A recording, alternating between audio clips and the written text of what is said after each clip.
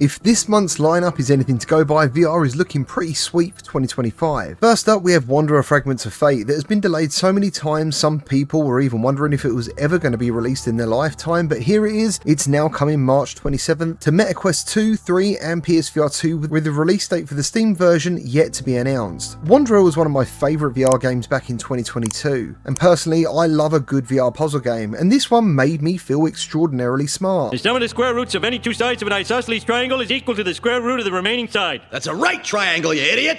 You get to travel from timeline to timeline, similar to Quantum Leap if you remember that, and you have to change the past to save the future. And Wanderer Fragments of Fate is a remake with more combat, definitely better graphics, and I'm confident it will look great on Quest 3 and PSVR2, but part of me really wanted to see how this shaped up on PC. Regardless, it does look fabulous, and going by the original, it should really be on everyone's radar. Regarding the retail price, all I could find was a physical pre-order on Amazon for PSVR2 for £45, so I would expect this game will be priced at around $50. Next up, we have Hitman World of Assassination, which is coming exclusively to PSVR2, and it's going toe-to-toe with Wanderer Fragments of Fate as it releases on exactly the same day. Now, most of us have witnessed all the previous ports, with the Quest version by far being the worst, but somehow you can't help but get hyped about this franchise coming to VR, and I would hope that all the other mistakes from all the other versions have led to this one finally being the ultimate Hitman experience we all want. And combining this with the news of the permanent PSVR2 price drop, things are looking on the up for the system. Exo Cars, which is already available on MetaQuest and it has had some updates since I last reviewed it last year, is coming to the PSVR2 on the 6th of March. And going by some original posts, the developers have removed steering wheel support for the upcoming PSVR2 version, which is just mega strange and pretty stupid. But I received an email yesterday saying they are now working hard to bring steering wheel support back to the PSVR2 version. Obviously, I'm not sure if steering wheel support will be available in time for my review, but it's good to know it's coming nevertheless.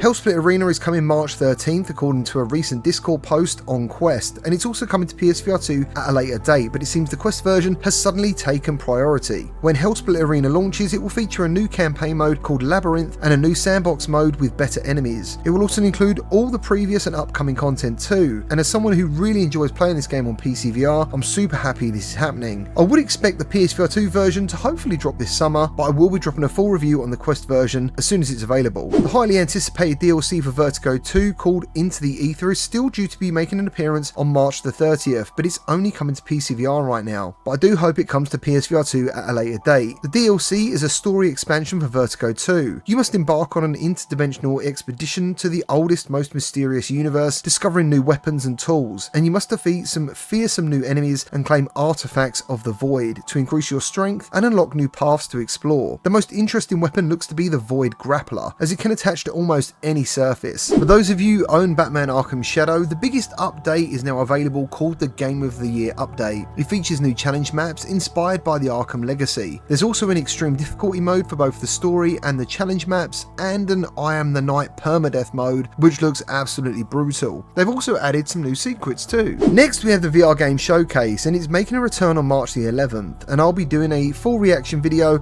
because this one looks like it could be the best one yet. We have new trailers and info coming about Hitman World of Assassinations. Black to VR Studios is making an appearance with RoboQuest and Aeon of Ruin VR. Combat Waffle will be showing off their new DayZ style shooter Silent North, and there's an update to Among Us VR where it will soon be able to be played in 3D. I expect there will be much more that we don't know about coming from the show, so keep your eyes open on March the 11th. Train Sim World VR New York is coming exclusively to MetaQuest on the 27th of March. Train Sim World is a very popular train driving sim, and you'll take on the role of a train engineer transporting thousands of commuters above the streets of New York. After re-experiencing Derail Valley for a video a few months back, I've been looking forward to going hands-on with a purposeful train driving sim for quite some time, and if they do it right, it could be pretty awesome. Mythic Realms is coming to MetaQuest on March the 13th to bring an adventure to your living room in mixed reality in this new RPG roguelike fantasy adventure. Test your skills and gather loot and build up your very own VR kingdom, and you can watch your room turn into a treacherous forest or an icy cave with with combat, resource gathering, fishing and more. Watching this trailer does have me interested,